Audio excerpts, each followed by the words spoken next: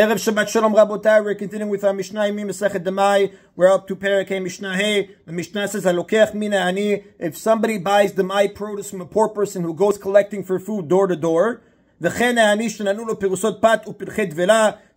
the poor person himself who was given pieces of bread or chunks of pressed fig cakes by different people, and he wants to tithe the food before eating it. The halacha is that a poor person does not have to separate the portions of Demai. He's allowed to eat the Demai how it is. However, if he wants to be strict, he's allowed to. And also, if somebody buys produce of Demai from a poor person, he has to separate it. So the halacha is, in such a case, you have to tithe from each piece or chunk separately. You cannot mix all these pieces and chunks that you received in one pile and tithe for the entire pile together, because since they were donated by different people, maybe one person tithed, maybe one person didn't, and now you're not going to have an equal obligation. And we learned yesterday, if you want to exempt one pile by using another pile, they both have to be on the same equal obligation. So here, since they were given by different people, you have to tithe each and every chunk and piece individually. Ubatemarim ubagogrot. However, if the poor person bought or was given individual dates or dried figs, or I bought from a poor person individual dates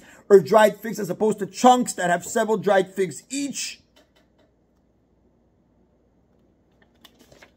Bolel v'notel, the Mishnah says, you're allowed to mix them all together by mashing them and then mixing the mash thoroughly and tithe them as one. And the Mefarshim explain that it's possible to mix and mash the dates and figs so thoroughly that they become perfectly mixed. So now the different contributions that I got from each and every person are spread evenly throughout the entire mixture. And now when you tithe the mixture as one, the Maaseh is going to include the right amount of each contribution, and you could assume that you're tithing one obligated fruit for the other obligated fruit. Now, the Rav explains that the Chidush of the Mishnah is that generally we do not say that a dry item can be mixed together to a degree that it's legally considered evenly distributed. But the Chachamim, the Kasavar, Yesh Bilila B'Davar Yavesh, by Demai, they were lenient to say that even by dry, you can mix it, that legally it'll be considered evenly mixed. Now, even in the previous case when we said the poor person was given different pieces of bread or dried chunks of pressed fig cakes, even in that case, if the poor person knows which food was given to him by which person, he could separate tithes from all the pieces that was given to him by that one person. We're just assuming if he doesn't know, then each and every individual item has to be separated on its own. However, again, he's allowed to mix them all together, and that way it'll be considered evenly distributed to him. Amar Rabbi Yehuda says, he's not arguing, the Rambam explains, he's explaining this Mishnah. Ematai, when are you able to tithe all the dates and figs together by mixing it? Bizmancha matana merubeh, that's when each contribution of the fruit that was given to the poor person is large, which the Rav explains that each household gave the same large donation. Now, if you mix and mash the fruit together, you can assume that the various contributions are evenly divided. Aval bizman shematanam uetet, but when the contributions are small, and the Rav explains that one person's donation was smaller than the other person, so since the amounts that were given are unequal, now we're concerned that even if you mix it, it's not going to be equal proportions. So therefore, me'aser mikol echad ve'echad, you have to tithe from each and every piece separately, and you cannot blend them together.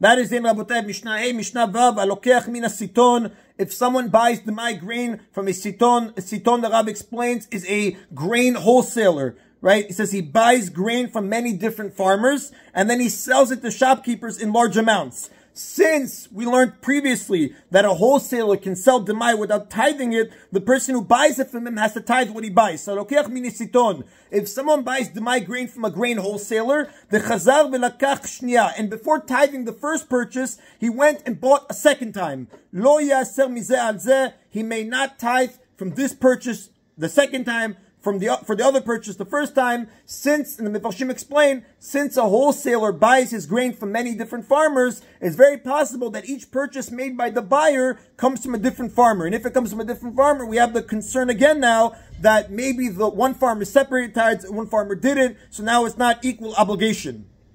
However, whatever you buy at one time, the Mefarshim explained, the Chazon Ish writes, you could tithe as one. Why? Because wholesalers don't usually mix grain from different suppliers together. They keep produce from each supplier in its own storage bin. So a single purchase, you can assume, all came from the same supplier. and therefore it's obviously all going to have the same obligation, but different purchases now we're concerned they came from different suppliers, and now that since they don't have the equal obligation, since one might have tithed and one didn't, you have to separate separately. Afilu me'oto suk, the Mishnah says, the buyer cannot tithe one purchase for the other, even if it's from the same bin. Afilu me'oto, even if it's the same variety of grains. And the Mepharshim explain that the Chazon Ish writes, even if the buyer sees that the grain he bought the second time comes from the same bin of the grain that he bought the first time, still he cannot use one as myself for the other, because it's possible that all the previous grain was sold from that bin and then it was refilled from a different supplier. Afilu me'oto amin, and you can't tithe one on the other, even if it's from the same variety. For example, you have dark brown grain, you have white grain. However, the Mishnah concludes a wholesaler is believed to say that the grain of both purchases, when the buyer comes the second time, the wholesaler is believed to tell him, oh, both grain that you bought is from the same person.